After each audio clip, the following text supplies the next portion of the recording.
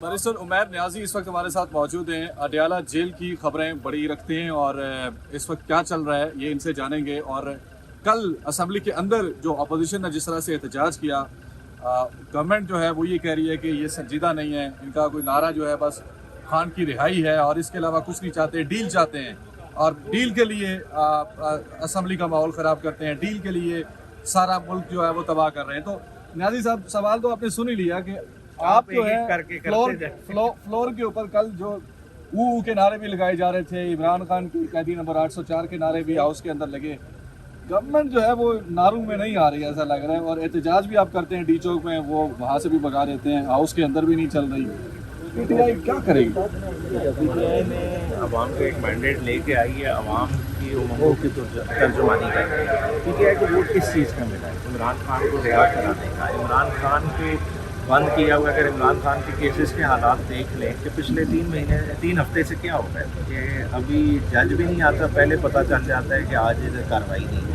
पहले इमरान खान के केसेस तो साइड में रख दिए गए और मकसद क्या है कि इमरान खान का स्टे जेल में ज़्यादा से ज़्यादा होगा। और वो क्या रहा है कि पूरे एक हफ्ते में इमरान खान की 20 मिनट फैमिली से मुलाकात होती और 20 मिनट होगा, टोटल 40 मिनट। क्या ये इंसानी हकूक़ की खिलाफ वर्जी नहीं है?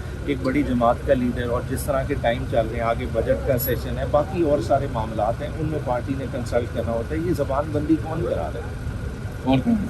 आपको भी पता है, मुझे भी पता है, जिन्होंने इस निज़ाम को हाईजैक किया है। इस निज़ाम की बुकत तो कल आपने देख ली है। बात है प्रेसिडेंशियल एड्रेस का, क्या आपको इधर कोई नुमाइंदगी नज़र आई? ओवरऑल आपने देखा होगा ऐवान में, ठीक है।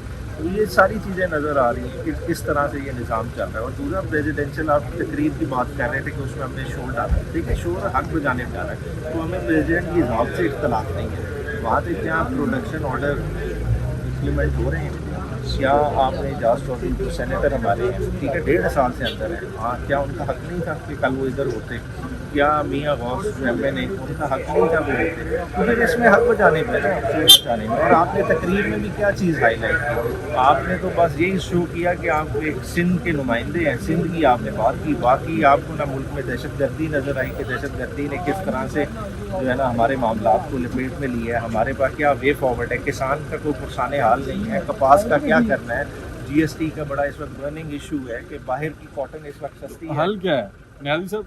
एक तरफ तो खान साहब हैं, वो तो जेल के अंदर हैं। अब जो पार्टी ने ही लाया अमल देना है, खान साहब से आप कह रहे हैं मुलाकात भी नहीं करने दे रहे, केसेस भी अब उनके आगे आगे किए जा रहे हैं।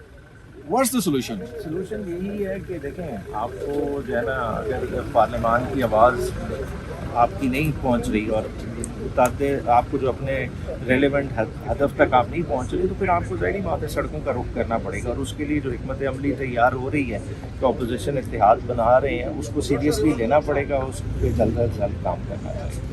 अपोजिशन इत्तेहाद की बात आप कर रहे हैं, मौलाना साहब से मुलाकात भी हुई है क्या? मौलाना साहब की क्या डिमांड्स हैं? क्यों नहीं अब तक आ रहे पीटीआई के साथ? पीटीआई के साथ चीज़ें आ जाएंगी, थोड़ी रही बात है हमारी तरफ से भी गोलाबारी, लफ्जी गोलाबारी हो जाती है, जिस वजह से चीज़ें ज़रा स्लो डाउन हो जाती हैं, तो अल्टीमेटली इन चीज़ों पर प्रिवेल कर लेंगे।